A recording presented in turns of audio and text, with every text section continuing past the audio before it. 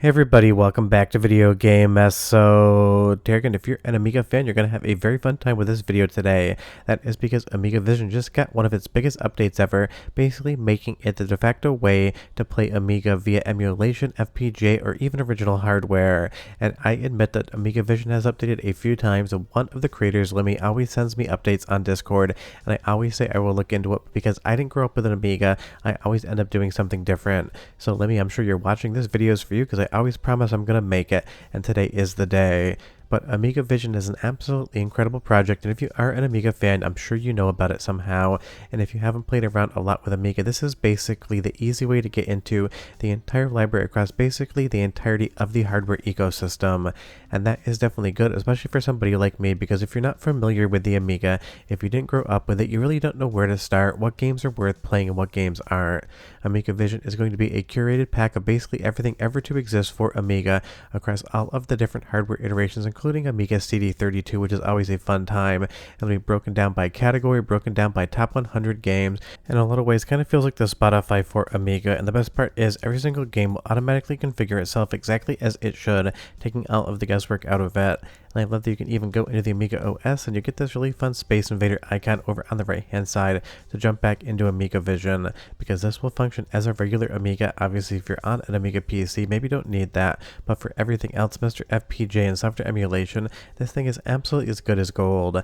And I admit I am not the greatest at setting up Amiga. It's one of those things, if the controls aren't there and configured for me, if the settings aren't basically de facto set to what they should be, I kind of get lost. And that really is why projects like this are so important, because even somebody like me, clearly who likes video games and knows a ton about them, we always have blind spots, and there is a lot of fun to have on Amiga. But until AmigaVision came out, I kind of just poked at it every once in a while, and then basically kind of moved on to something different. So you'll see here, as of April 16th, not sure when I'm going to air this video, probably Monday as a bonus video, it has been 100% updated with 2,955 game manuals and a ton of new demos as well as additional fixes. And if you go to the website listed down below in the description, you'll see the summary of everything that improved.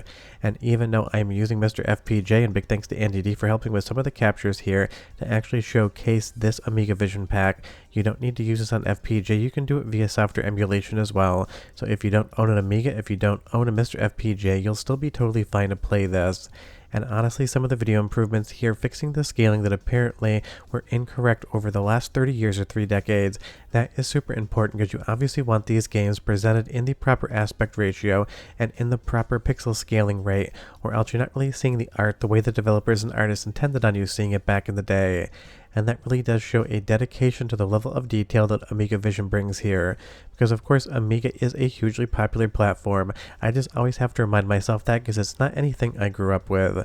Because basically everything you see on this channel is something I have some tangible relationship with in my nostalgia and in my gaming memories for growing up and being a kid. And because Amiga really didn't have much of a presence in the US, that's why I don't talk about it all that much on the channel. But if you want some recommendations for Amiga channels, leave me a comment down below, and I'll ask Lemmy who you should watch, because honestly, it definitely isn't me outside of this fun update. And really, the Amiga keeps getting experiences as well. Castlevania AGA, basically a remake of the original Castlevania for Amiga, is an absolute amazing time and something you're going to be able to play on the AmigaVision pack, because developers are still out there pushing the hardware for all that it's worth, and that really is a ton of fun, because there are a metric crap ton of games on Amiga, and probably maybe a couple hundred I think are absolutely must-plays now that I've kind of gotten a better chance at taking a look at the library. And if you don't know much about Amiga, it really is fun to kind of jump into now, because if you're looking for games you completely missed out on and hardware you've never experienced, Amiga honestly has maybe one of the best libraries for those. I've never actually sat down and played them PC category, but honestly I just love that people dedicate so much time to making packs like this and basically making it easy for everyone to enjoy something. Let's do the first of 2 soundtrack samples, because it's Castlevania music, so you know I need to make you listen, and I'll be right back with a lot more Amiga.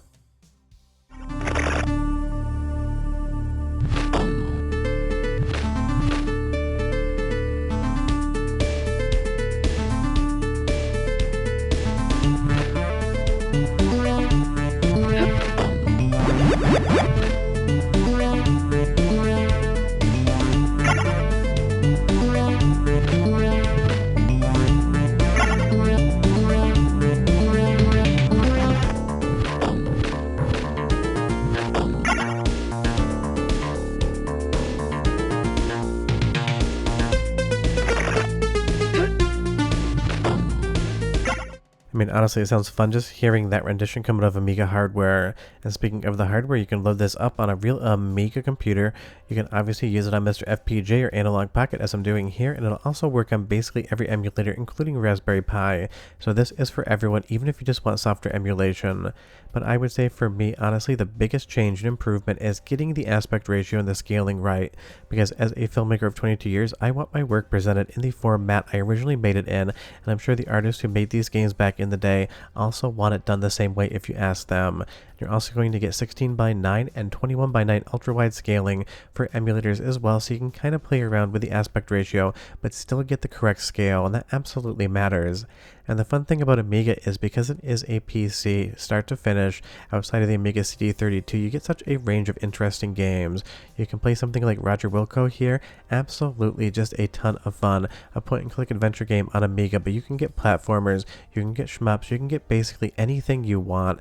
Kind of feels like the Sharp X68000 as far as the range of games that you can play on it, except basically everything is going to be in English because Amiga, huge in Europe, kind of got popular in North America with fans, but not really the biggest Japanese presence as far as I can tell. But honestly, you kind of get the entire run of the place when it comes to genres. It ranges the gambit from something like point-and-click adventure games to everything else in between, and that really is fun because if you are a PC enthusiast and you kind of gravitate more towards those PC experiences, there's going to be a metric crap ton of games here that you're going to be able to play and enjoy. And again, I can't recommend MiSTer FPGA enough for this. Absolutely the only way I've ever played Amiga, and it always just seems to work for me. Now going back into some of the improvements, standalone CD32 support from MiSTer FPGA has been completely improved, and I will say there are a couple fun games to play on CD32. It's definitely, unless you're a massive Amiga collector, not a console you want to buy, because it is exceedingly expensive and does have a very thin library, but because you can play it on MiSTer FPGA, absolutely 10 out of 10 fun in my opinion. And that really is what I'm discovering about Amiga, and like I said, maybe in the future I will cover it more, but Lemmy always gives me shit about not making these videos, so I figured again I owed the Amiga community basically a one-off just to talk about how much fun they're having making stuff like this. And even if a game like Gloom on the CD32 doesn't have the highest resolution ever, it is still kind of a janky fun vibe. And if you know me and you know the channel, janky fun vibes are absolutely what I love about retro gaming. And that really is again what I love about the AmigaVision pack. A dedicated group of Amiga fans out there go to great lengths to make sure you can enjoy everything you could possibly ever want. And when you select a game, you're going to see a QR code in the menu. You can scan that and be brought to a full manual scan for basically every single game in here, so you never have to worry about how to play the game. It's already covered for you. Let's go into the second of two soundtrack samples, and this one's going to be MT32 MIDI because it is supported in AmigaVision and basically every Amiga emulator out there, and of course MiSTer FPGA, so go ahead and listen, and I'll be right back with just a little bit more Amiga news.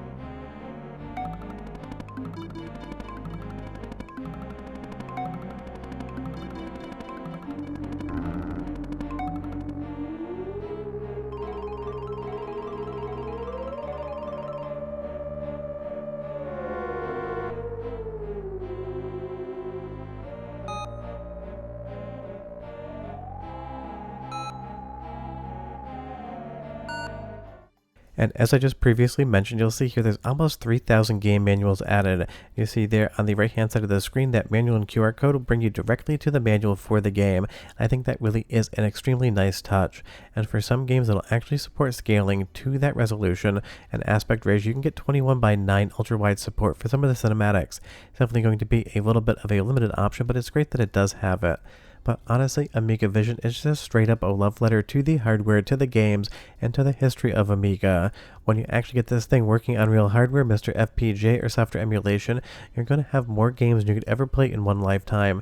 And honestly, isn't that the dream of basically every retro gamer out there, to have every single game available to them anytime they want it, and then never be able to decide what the hell to play?